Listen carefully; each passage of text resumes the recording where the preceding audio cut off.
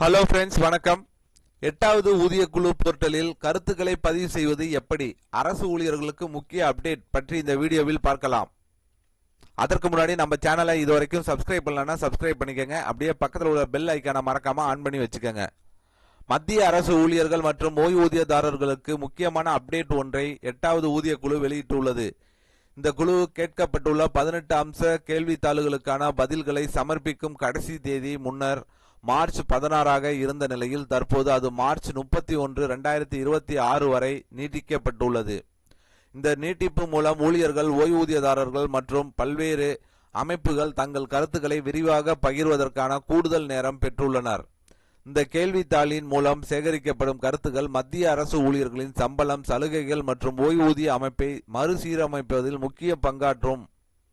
அதனால் சம்பந்தப்பட்ட அனைவரும் இதில் பங்கேற்பது முக்கியமானதாக கருதப்படுகிறது. கருத்துக்களை பதிவு செய்ய விரும்புவோர் MyGOV தளத்தின் மூலம் மட்டுமே தங்கள் பதில்களை சமர்ப்பிக்க வேண்டும். இதற்காக முதலில் அந்த இணையதளத்தில் சென்று தங்களது மொபைல் எண் அல்லது மின்னஞ்சல் முகவரியை பயன்படுத்தி பதிவு செய்ய வேண்டும். பின்னர் OTP மூலம் உள்நுழைந்து 18 கேள்விகள் கொண்ட கேள்வித்தாளில் தங்கள் கருத்துக்களை பதிவு செய்து சமர்ப்பிக்கலாம்.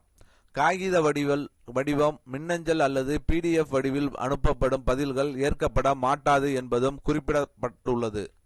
இந்த கருத்து கணிப்பில் பங்கேற்க தகுதியானவர்களில் மத்திய அரசு ஊழியர்கள், யூனியன் பிரதேச ஊழியர்கள், நீதித்துறை அலுவலர்கள், தொழிற்சங்கங்கள், ஓய்வூதியதாரர்கள், ஆராய்ச்சியாளர்கள் மற்றும் கல்வியாளர்கள் ஆகியோர் அடங்குகின்றனர். மேலும் அமைச்சகங்கள் மற்றும் துறைகளின் நியமிக்கப்பட்ட ஒருங்கிணைப்பு அலுவலர்களும் இதில் பங்கேற்கலாம். மேலும் பதிலளிப்பவர்களின் தனிப்பட்ட தகவல்கள் ரகசியமாக வைக்கப்படும் என்றும் அனைத்து கருத்துக்களும் ஒருங்கிணைந்த தரவாக மட்டுமே பகுப்பாய்வு செய்யப்படும் என்றும் தெரிவிக்கப்பட்டுள்ளது. மோடி தலைமையிலான மத்திய அரசு 2025 ஜனவரியில் அறிவித்த இந்த 8வது ஊதிய குழு தனது பரிந்துரைகளை சமர்ப்பித்த பிறகு அவை ஆய்வு செய்யப்பட்டு இறுதி முடிவுகள் எடுக்கப்படும். வழக்கமான சுழற்சிக்கு ஏற்ப 2026 ஜனவரி 1 முதல் இந்த பரிந்துரைகள் அமலுக்கு வரும் என எதிர்பார்க்கப்படுகிறது. காலதாமதம்.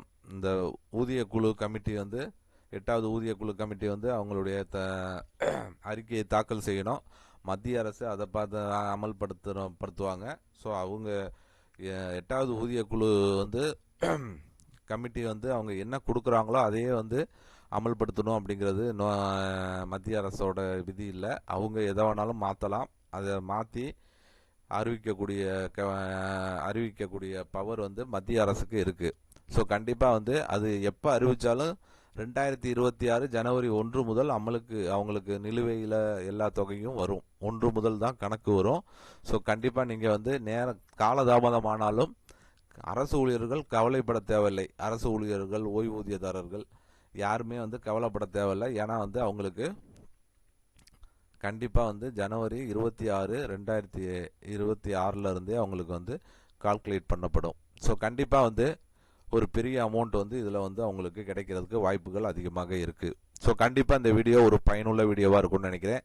இந்த வீடியோ பிடித்திருந்தால் லைக் பண்ணுங்கள். உங்களுடைய சந்தேகங்களை கமெண்ட் செக்ஷனில் கமெண்ட் பண்ணுங்கள். உங்கள் உறவினர்கள், நண்பர்களுக்கு ஷேர் பண்ணுங்கள். மீண்டும் இது போன்று வேற ஒரு வீடியோவில் சந்திப்போம்.